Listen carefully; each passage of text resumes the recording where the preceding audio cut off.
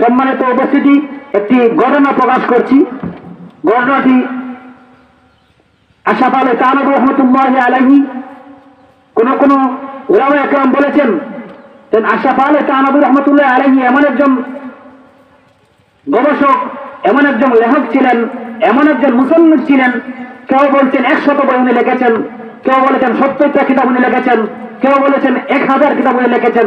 এরকম বিভিন্ন জন বিভিন্ন মতান্তর প্রকাশ করেছেন। কিন্তু আমরা এটা জানি, এই আশরাফ আলী থানভী রহমতুল্লাহি আলাইহির ইতিহাস, ওনার ঐতিহ্য আমরা অবশ্যই সকলে জানি। ওনার কাছে পৃথিবীর সমস্ত উম্মাহ হয়নি। ওনার একটি কিতাব আছে, কিতাবের নাম হচ্ছে মুসলমানের হাসি। মুসলমানের হাসির মধ্যে উনি চমৎকার কিছু গণনা উল্লেখ করেছেন।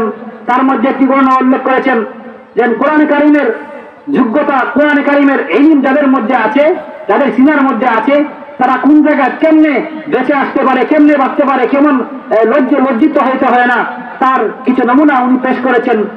যেমন একটি গণনার মধ্যে বলেছেন, একজন আলিম আমাদের সমাজের মধ্যে সচরাচর আমরা দেখি, কিছু মানুষ আছে আলিমদেরকে ভালোবাসে না, মহব্বত করে না, আলিমদেরকে দেখলে তাদের গায়ে জ্বালা পোড়া শুরু হয়ে যায়।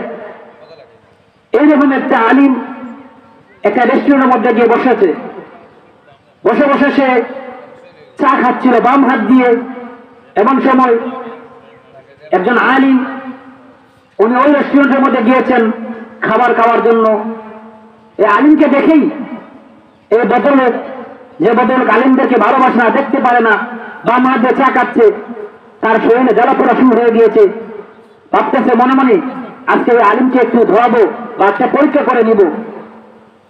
তো আলিমের ভিতরে তো কোরআন কারীমের জ্ঞান আছে। আলহামদুলিল্লাহ, আলিম গিয়ে রেস্টুরেন্টের মধ্যে বসছেন, বসে খাবারের জন্য অর্ডার করেছেন। রেস্টুরেন্টের কর্মচারী ওনাকে খাবার দিয়েছে। খাবারের মধ্যে উনি অর্ডার করেছেন গরুর মাংস। সে একটু ভয় পেয়ে গেল, বলে আলিমরা কি গরুর মাংস খায়? মনে মনে তার অবাক হচ্ছে। কিন্তু হুজুর দেখেন তার দিকে তাকাচ্ছে না, ভাবতেছেন হয়তো সে তাকে নিয়ে, হুজুরকে নিয়ে কোনো মন্তব্য করতে চাচ্ছে বা করবে। তো উনি গরুর মাংস অর্ডার করে খাবার দাওয়া শেষ। তো উনি হাড্ডি যেটা আছে ওটা বেশি করে চুষতেছেন। হাদিসের মধ্যে এসেছে যে খাবার যখন আমরা খাবো তখন কাটা মাছের এবং গরুর হাড্ডি যেগুলো আছে ওগুলো বেশি করে চুষতে হবে, যাতে করে ওগুলোর মধ্যে কোনো মাংস বা কোনো কিছু থাকে না।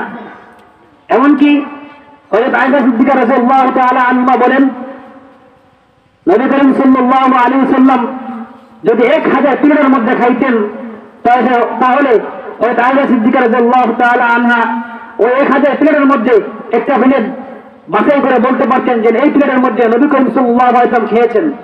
এবং চিন্তা করে দেখেন, আমাদের নবী হযরত মুহাম্মদ রাসূলুল্লাহ সাল্লাল্লাহু আলাইহি ওয়াসাল্লাম কেমনে খাবার খাইছেন, যে একটা প্লেটের মধ্যে এত পরিষ্কার থাকতো, দ্বৈত হতো না।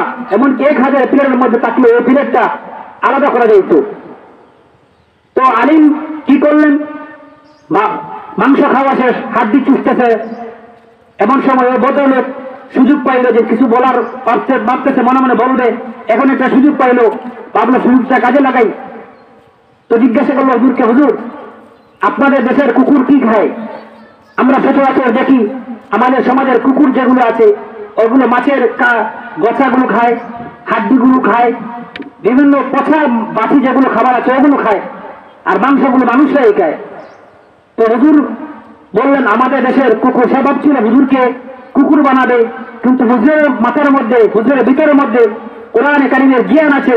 এজন্য হুজুর বলছেন, এই কোরআনের বদৌলতে হুজুর বলছেন আমাদের দেশের কুকুর চা খায়। কেন বললেন? বলেন সে তো ভাবছিল হুজুরকে কুকুর বানাবে, কারণ হুজুর যদি বলে আমাদের দেশের কুকুর হাড্ডি খায়, তাহলে হুজুর নিজের মুখে নিজে কুকুর হয়ে গেলেন। আর হুজুরের ভিতরে তো কোরআন কারীমের জ্ঞান আছে। এজন্য হুজুর বললেন আমাদের দেশের কুকুর চা খায়। তো চাচ্ছিল সে হুজুরকে কুকুর বানাবে, কিন্তু আল্লাহ তাআলার হুকুমে, আল্লাহ তাআলার এই হুজুরের মধ্যে কোরআন কারীমের যোগ্যতা থাকার কারণে হুজুর বলে দিন আমাদের দেশের কুকুর চা খায়।